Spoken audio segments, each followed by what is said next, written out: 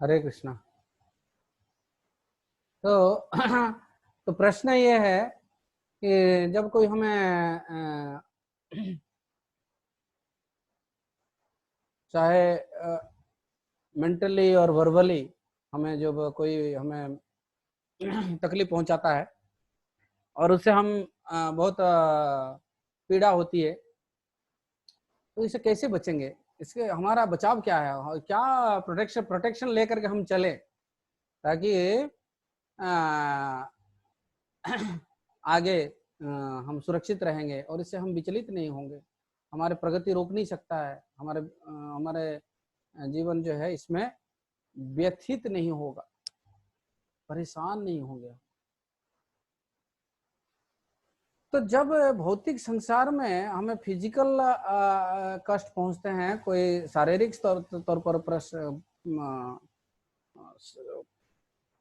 तकलीफ होता है, कष्ट होता है, तो उसके लिए हम कई सारे हम उसके लिए कई सारे हम इलाज लेते हैं शारीरिक तौर पर। लेकिन जब मानसिक कष्ट होने लगता है, हमारे सूक्ष्म जब आक्रमण सूक्ष्म रहता है, तो उसके लिए हमारी तैयारी भी सूक्ष्म रहना है। हम उसके लिए प्रतिरक्षा भी सूक्ष्म प्रतिरक्षा लेना है। Subtle protection we have to take. जैसे कि हम शरीर के लिए डॉक्टर है, भूख के लिए आहार है, हर शारीरिक तकलीफ के लिए हम इलाज तैयार करके रखते हैं। ऐसे हमारे मानसिक समस्याओं के लिए भी, मन और बुद्धि के समस्या के लिए भी हमें जो है, क्योंकि ये सूक्ष्म है, तो हमारे इलाज भी जो हमें सूक्ष्म ढूंढना है। तो भगवान ये ज्ञान भगवत गीता में दे रहे हैं क्या कि 3 टाइप के जो क्लेश है वो प्रकृति स्थानीय कर सकती है। जीवात्मा जैसे ही भौतिक शरीर में आता है तो न केवल उसको शारीरिक पीड़ाएं होती है, लेकिन बल्कि उसको मानसिक पीड़ा के अंदर भी जाना पड़ता है। तो इसको 3 टाइप का क्लेश के अंदर लेना है हमें क्या है, और इसमें कोई अछूता नहीं है, हर व्यक्ति को हुआ है। जो आधी आत्मिक क्लेश है वो अपने ही मन और शरीर से आने वाला कष्ट, और आधी भौतिक क्लेश है जो दूसरे जीवात्माओं से हमें मिलता है, चाहे फिजिकल हो या फिर वर्बल और मेंटल हो। तो ये सब हमें सहन करना पड़ता है। प्लस थर्ड जो है वो नेचुरल कैलेमिटी, वो हमें सहन करना पड़ता है। तो भगवान अर्जुन को दूसरे ही लाइन में बताते हैं, मात्रा स्पर्शस्तु कौन्तेय शीतोष्ण सुख दुखदा आगमा पायनो अनित्या सांस्थिति स्वभारत, कि पहले ही इंस्ट्रक्शन, अगर डायरेक्ट इंस्ट्रक्शन कृष्ण का देखा जाए तो यही कहते हैं कि तुम्हें सहन करना है। You have to learn to tolerate this. Now question ये है कि चोट क्यों लगा? हम तो सही रास्ते पर चल रहे थे, चोट क्यों लगा? चोट लगने का कारण क्या है? क्या हमारा अहंकार है, या फिर किसी का ईर्षा है, और या फिर हमारे और जो हमारे पर हमें जो अपमान दे रहा है, जो अपमान कर रहा है हमारी, उनमें समझने की कोई गलती? ये चल क्या रहा है? हर व्यक्ति को ऐसा हो जाता है। जैसे कि हमने कल जो इंद्रदुम्न महाराज की जो बात हमने चर्चा कर रहे थे हम, तो इंद्रदुम्न महाराज भगवान के अच्छी तरह से सेवा कर रहे थे, और सामने कोई ऐसा नहीं है, सामने कोई रॉक म्यूजिक का स्टार गाने वाला कोई आ गया, नहीं। सामने जो है वो भी आध्यात्मिक पर्सनालिटी है, जो आध्यात्मिक चीजों को अच्छी तरह से समझते हैं। तो इंद्रदुम्न महाराज भगवान के ध्यान से उनका सेवा कर रहे हैं। और अगस्त्य मुनि आते हैं, वो भी काफी एडवांस पर्सनालिटी है, लेकिन ऐसा क्या हुआ कि वो बिल्कुल विपरीत विश्लेषण किया स्थिति का, और उनके रिएक्शन बिल्कुल विपरीत रहा, बिल्कुल अपोजिट रहा। इसका मतलब क्या है ना, हमारे व्यवहार, हम चाहे कितने भी अच्छा इंसान क्यों ना हो, और हम अच्छे इंसान के बीच में रहते हैं, लेकिन फिर भी क्योंकि भौतिक प्लेटफॉर्म पर हम काम करते हैं, यहाँ जो है भौतिक प्रकृति, क्योंकि ये इंफीरियर एनर्जी है, उसका जो फंक्शन है वो इंफीरियर है। जो माया है वो हालांकि दैवी शक्ति है, वो स्पिरिचुअल एनर्जी है, लेकिन फंक्शन जो है वो इंफीरियर है। उसका आइडेंटिटी सुपीरियर है, सुपीरियर एनर्जी है, वो दैवी प्रकृति है, लेकिन फंक्शन जो है, वो कार्य जो है, वो भगवान से विमुख करने की कार्य करती है। तो फंक्शन से वो इंफीरियर है। तो ये क्योंकि भौतिक प्लेटफॉर्म पर हम काम करते हैं, तो ये खतरा लगा रहता है, दो अच्छे इंसान भी आपस में टकराव हो सकता है। दो अच्छे इंसान भी, और एक अच्छे इंसान के अच्छे कार्य का प्रतिक्रिया जो है बिल्कुल विपरीत हो सकता है।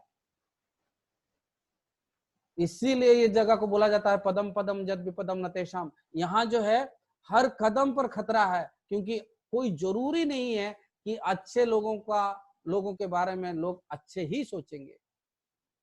अच्छे लोगों के अच्छे काम का सही आकलन करेंगे, कोई जरूरी नहीं है।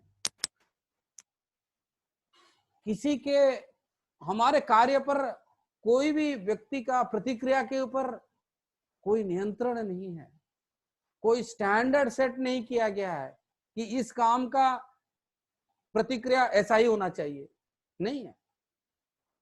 तो हर व्यक्ति, क्योंकि यहाँ मंद सुमंद मत मंद भाग्य उपद्रुता, ये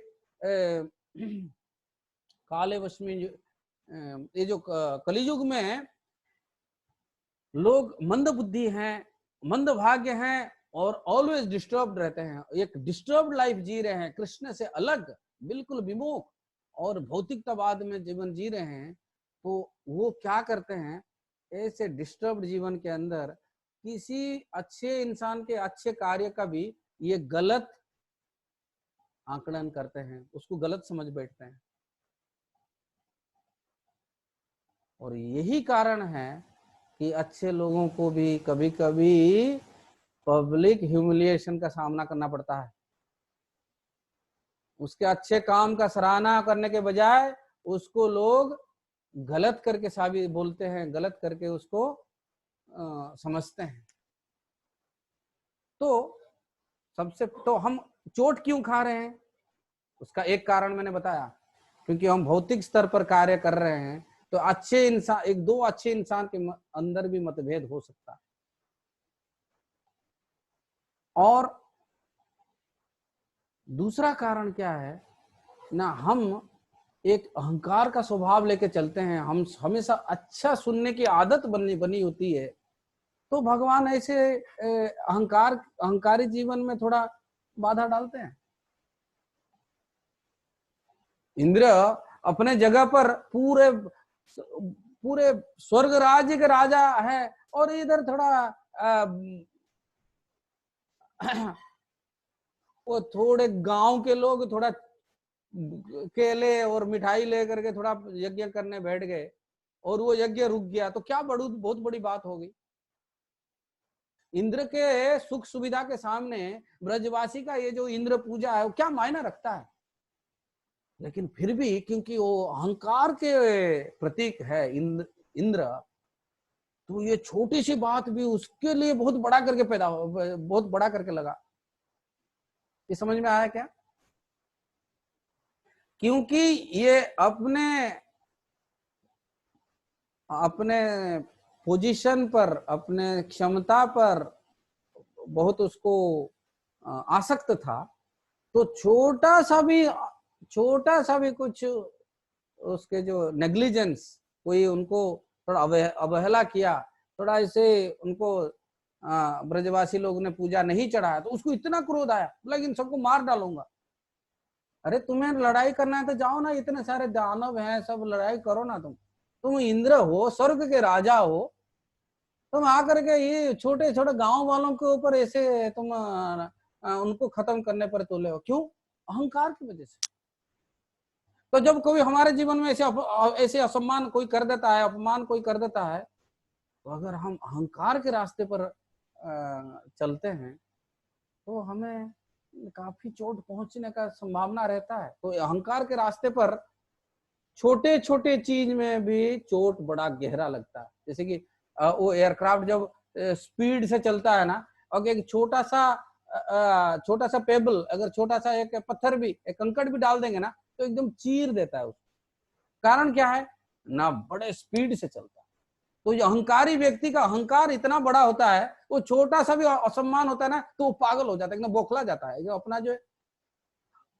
जो अहंकारी नहीं है, जिसको सब लोग मार मार दर्द करते हैं, 10 गाली रोज सुबह जगते ही 10 गाली जिसको मिलता है, तो उसको कोई फिक्र नहीं है। अरे यार कोई बोलने दो यार, कोई फर्क नहीं, वो चलता है। तो ये हम चोट खाते हैं अहंकार की वजह से। हम चोट खाते हैं क्योंकि उसके लिए हम तैयारी नहीं करते हैं।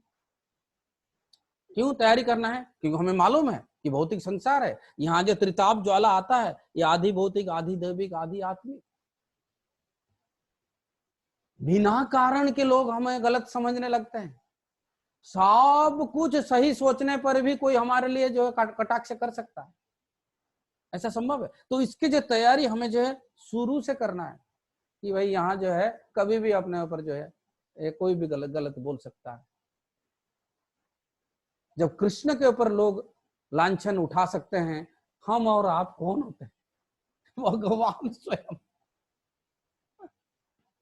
एक व्यक्ति आ गया और वो बोलने लगा, ये जो कृष्ण है ना, ये नकली है, असली मैं हूं।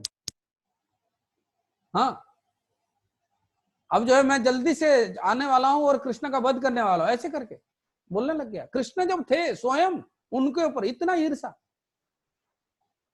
जन्म होते ही शिशुपाल जन्म हुआ और स्वाभाविक ईर्षा रखता था। तो ये ईर्षा और द्वेष के बीच में से जब हम गुजरते हैं, तब हमें समझ में आता है ये भौतिक संसार कितना गंदा जगह है और यहाँ ये रहने के लायक नहीं है। यहाँ सही करने पर, लोगों को कल्याण के करने पर भी हमें क्या फल मिलता है? हम देखते हैं हमारे राष्ट्रपिता, उनने सबके बारे में अच्छा सोचा, क्या मिला उनको?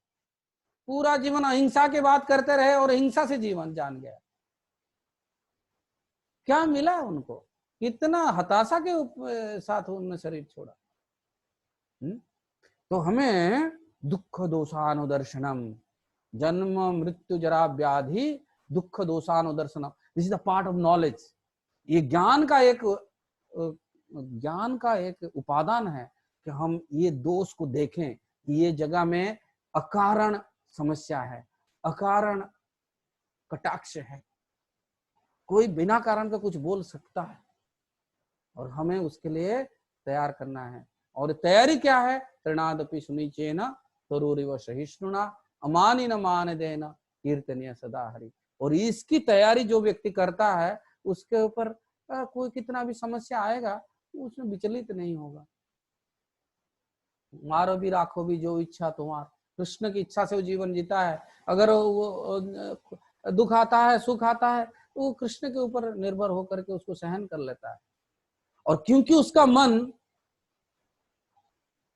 कोई उच्च चीज पर टिका है, कोई बेहतर स्वाद, हायर टेस्ट पर रुका है, तब वो विचलित नहीं होता है। तो कैसे भी, क्योंकि वो उसके नजर में कुछ बड़ा चीज है? कोई कुछ आपने आपको भी ध्यान दे रहे होंगे। जैसे कि कोई अच्छा पढ़ने वाला लड़का पढ़ाई अच्छा करता है, तो मैं कई साल हॉस्टल में रहा हूं, मेरे को मालूम है। और मैं खुद भी बड़े, मेरे हिसाब से I was a good student, मैं बहुत अच्छी तरह से पढ़ाई करता था और पढ़ाई में काफी रुचि के साथ पढ़ाई करता था। लेकिन उसमें क्या होता है, जैसे ही कोई 8 बजे सब लोग 9 बजे सब लोग सो जाते हैं, हम जो है 12 बजे तक पढ़ेंगे। तो ये लोग कंप्लेन करेंगे, 10 बात बताएंगे और कटाक्ष करेंगे, तू पंडित बन जाएगा, ये यार ये लोग ना हमेशा पढ़ाई करते रहते हैं। तो 10 अच्छी चीज पर भी कटाक्ष मिलता है, क्या करेंगे? वो मिलता है, लेकिन क्योंकि हमारा नजर जो है रिजल्ट के ऊपर है, करियर के ऊपर है, परवाह नहीं करते इसी बातों को, बोलने दो यार इनको, मेरे को पढ़ना है, मेरे को कुछ करना है। तो कोई जब हम कृष्ण के ऊपर नजर रखते हैं तो ये छोटे छोटे लोगों की छोटे छोटे बात पर हम विचलित नहीं होते हैं, परेशान नहीं होते हैं। हमें सिर्फ ये देखना है कि क्या हम कृष्ण की खुशी के लिए हम जीवन जी रहे हैं। अगर ऐसा है तो फिर बाकी चीज में हम डिस्टर्ब नहीं होंगे। तो क्या क्या बोला? एक तो है भौतिक संसार का स्वभाव ऐसा है, दूसरा हम अपने मानसिकता को अहंकार के दायरे में नहीं रखना है, तो हम फिर क्या होगा, छोटी छोटी बात पर परेशान हो जाएंगे। आप देखते होंगे, मेरे कुछ बहुत नजदीक रिश्तेदार हैं जिनको मैंने बहुत बचपन से उनको ध्यान विश्लेषण किया, उनको ध्यान से देखा हूं, वो क्योंकि इतना अहंकार है वो सबसे मिजरेबल लाइफ जीते हैं, छोटे छोटे बात पर परेशान रहते हैं। तो हमें भौतिक संसार के स्वभाव, अपने जो स्वभाव, और फिर कृष्ण के चरण में हमारे चेतना को जब हम फिक्स रखते हैं तो ये छोटे छोटे चीज हमें डिस्टर्ब नहीं करते हैं। अपने स्वभाव की तैयारी से हमारा हम संरक्षण करते हैं, भौतिक संसार के स्वभाव की जानकारी से हम अपनी तैयारी करते हैं, भाई कभी भी ऐसा हो सकता है, I should be ready for this. और कृष्ण के चरण में नजर रखने से ये सारे तकलीफ हमें कोई विचलित नहीं करते, परेशान नहीं करते। हाँ, हो पाए, गुड आंसर, थैंक यू।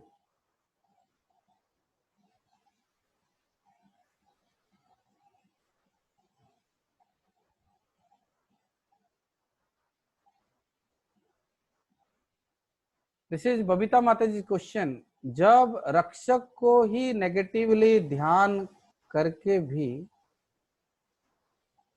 जब राक्षसों को, अच्छा, राक्षसों को नेगेटिवली ध्यान करके भी भगवान ने अपना धाम लिया, एग्जाम्पल पूतना, तो हम जब भगवान के प्रति पॉजिटिवली इंक्लाइन हैं तो क्या हमें थोड़ा नाम लेने से कृपा नहीं मिलेगी? हम 16 से कम माला करते हैं तो क्या कृपा नहीं मिलेगी? इंटेलिजेंट क्वेश्चन है, थैंक यू।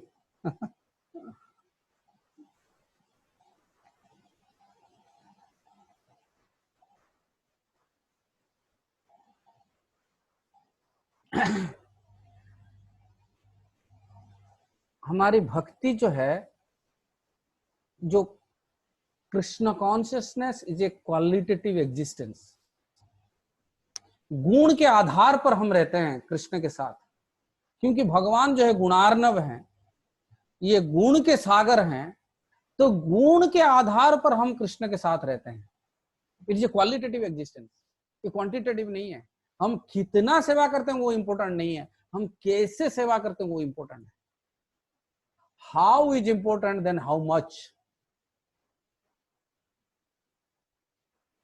कितना इंपॉर्टेंट नहीं है, कैसा इंपॉर्टेंट है।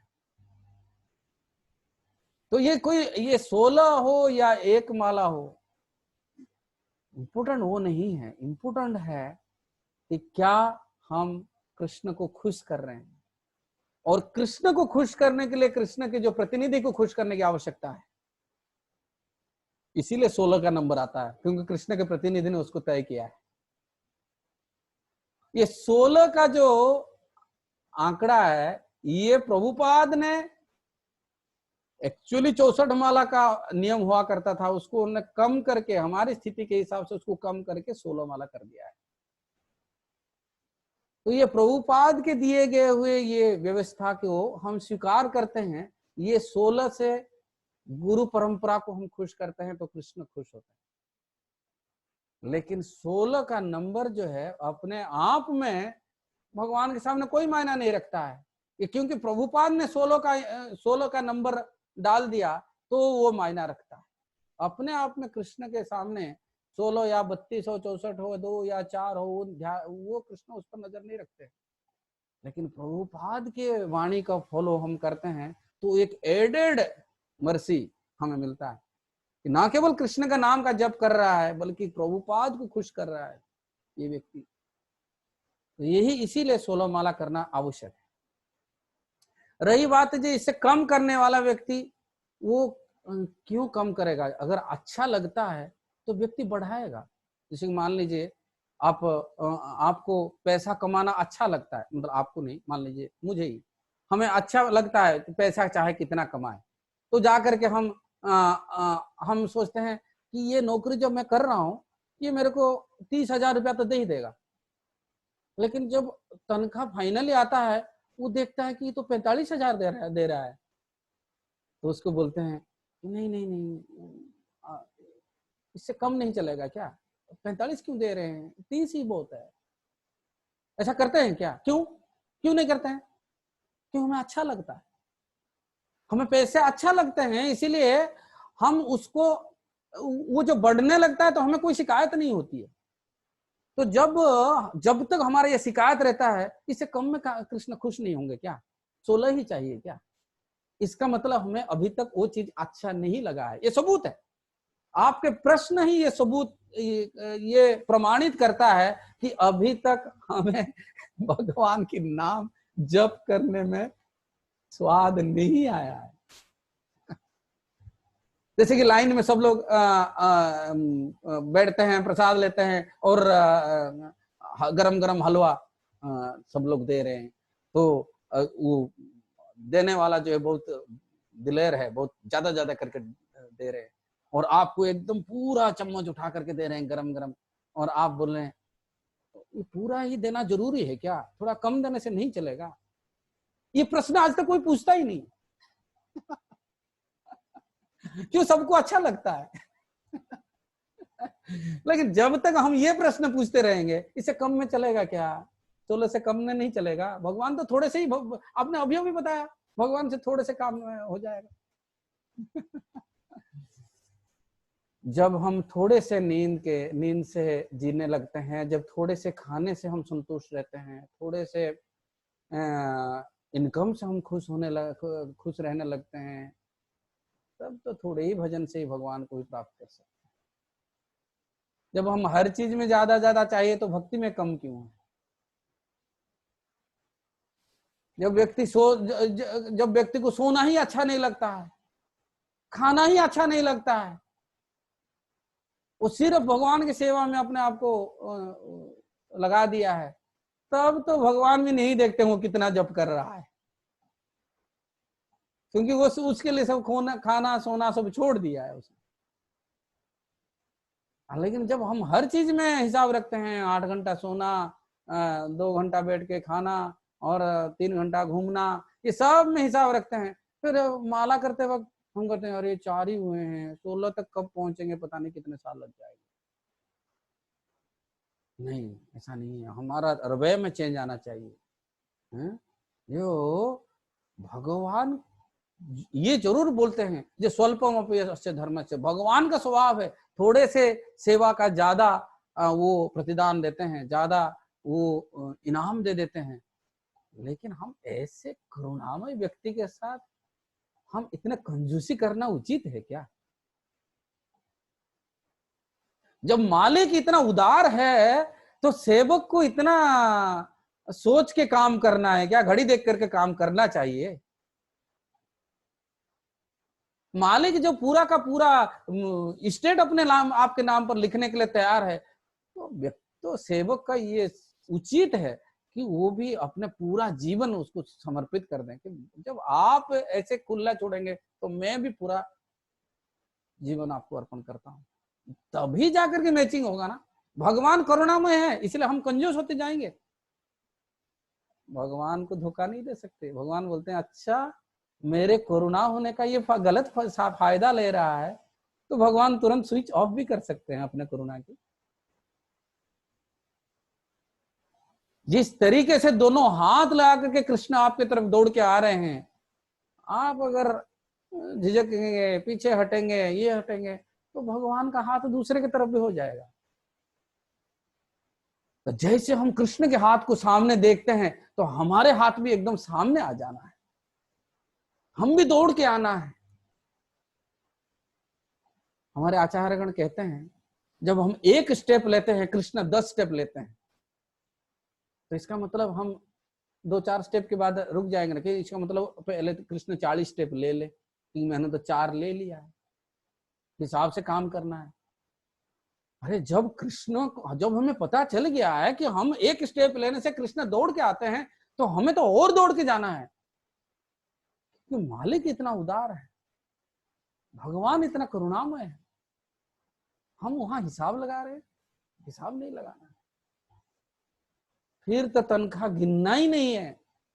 जब ऐसे मालिक जब ऐसे मिल जाता है, जिनके बारे में आपको पता चल जाता है कि ये मेरे को सर्वस्व देने के लिए तैयार है, फिर वो जब तनख्वाह देता है, आप गिनते नहीं है, जो दिया ले लीजिए, ले लिया कि खुश है, क्योंकि आप मालिक जो है आपको मेहरबान है, खुश है। तो ऐसे सौदाबाजी भक्ति में नहीं करना है। हाँ, अभी हम फिलहाल नहीं कर पा रहे हैं, बाद में अपने आप को तैयार कर रहे हैं, वो अलग बात। लेकिन ये सौदाबाजी जो है, वो हमारे भक्ति में बाधा हो जाएगा, कि चलो इतना माला जप किया, चलो मेरा तो पेट का दर्द वही पुराना है, रहे क्या, सही हुआ ही नहीं है? अब गुलशन शर्मा को ये बात, गुलशन वर्मा जी ये सुन रहे हैं, लेकिन क्या इतने माला जप किया, कृष्ण इतने करुणामय है, लेकिन मेरा तो तबीयत कभी ध्यान देते ही नहीं। हाँ, तो ऐसे अगर व्यक्ति अगर सोचता ही रह जाएगा, तो बोले एक बार सोचिए, अगर भगवान ने तबीयत जरूर ठीक, तबीयत आपका थोड़ा सा कमजोर रहता है, लेकिन बाकी चीज कितना सही दिया है। हाँ? अगर उसके साथ अगर ये कॉम्बिनेशन हो जाता तो क्या गड़बड़ होता, बाकी चीज कितना सही मिला है।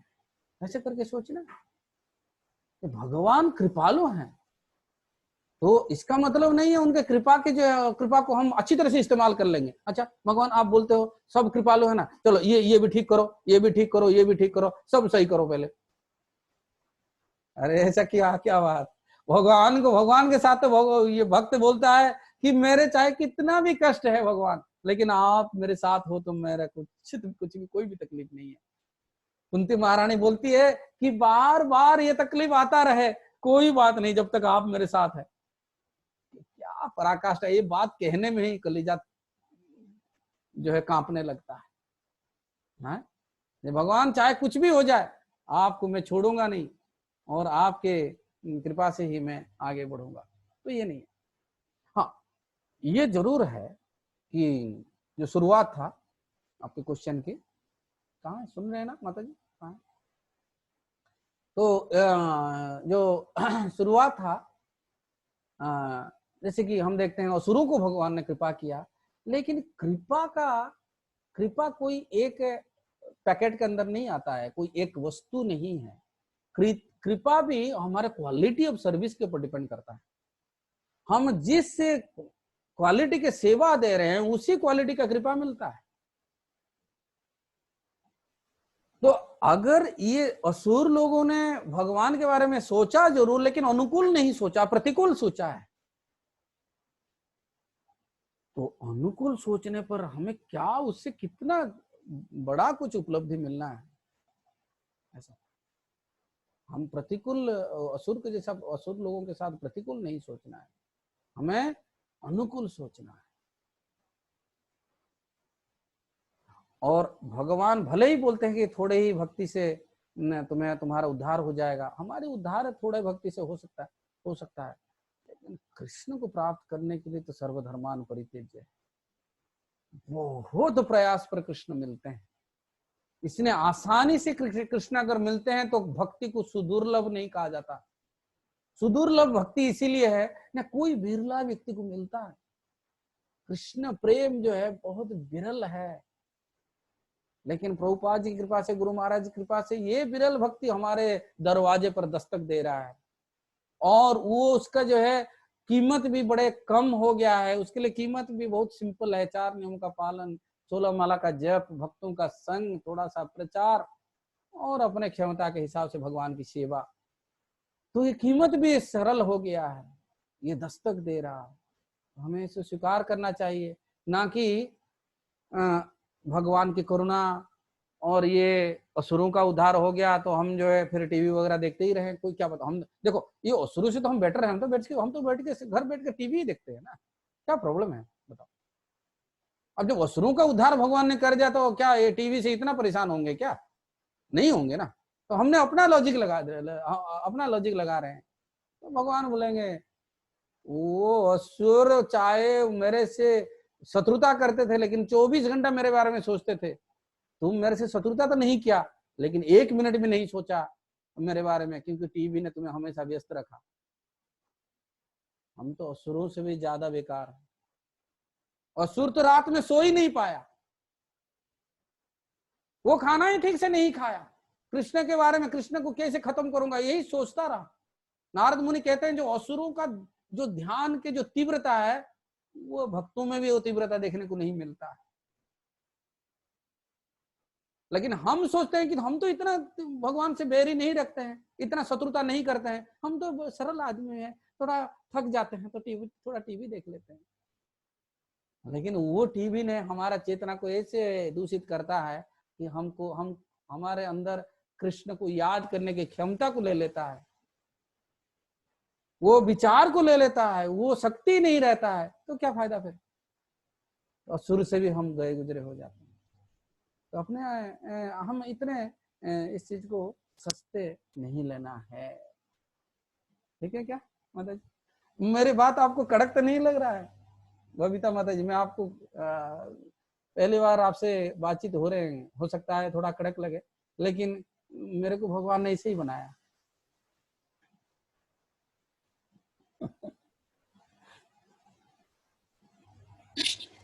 यस जी, पृथ्वीराज प्रभु। हाँ,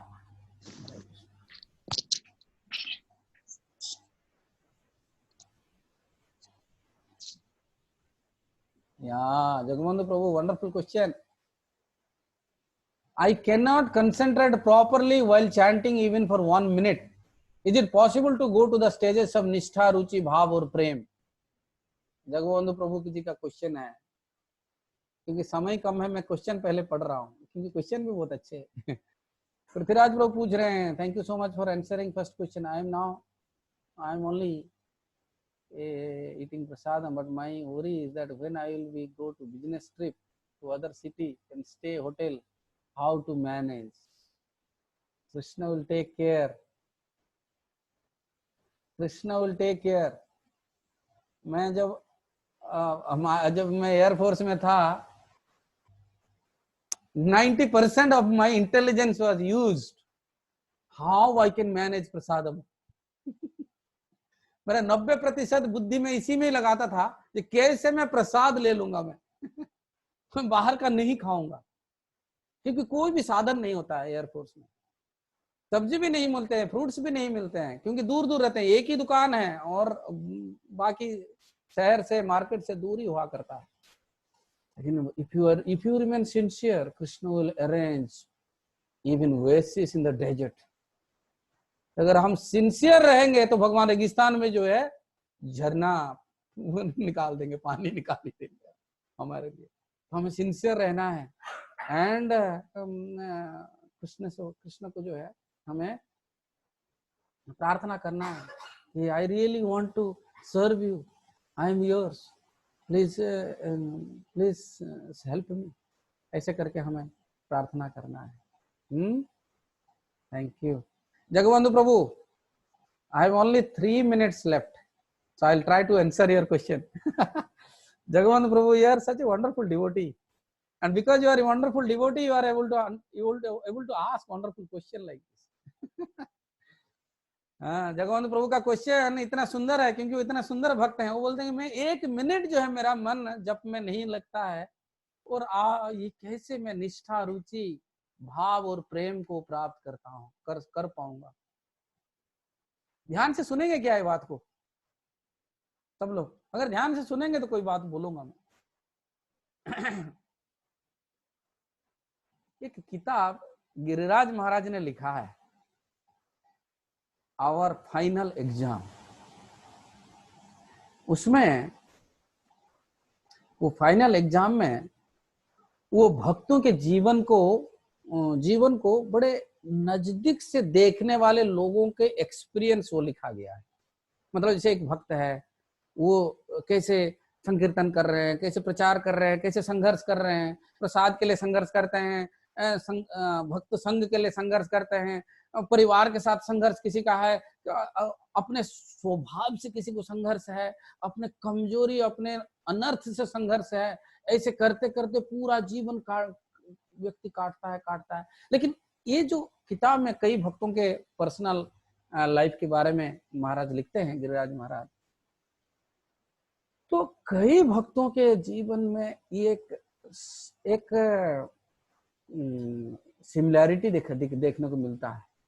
वो सिमिलैरिटी ऐसा है कि वो संघर्ष चालू रहता है, लेकिन जैसे जैसे मृत्यु के पास आता है, तुरंत उनके जो रियलाइजेशन, कृष्ण भक्ति में आत्म साक्षात्कार का जो ग्राफ है, ये बहुत तेज ऊपर चलता है।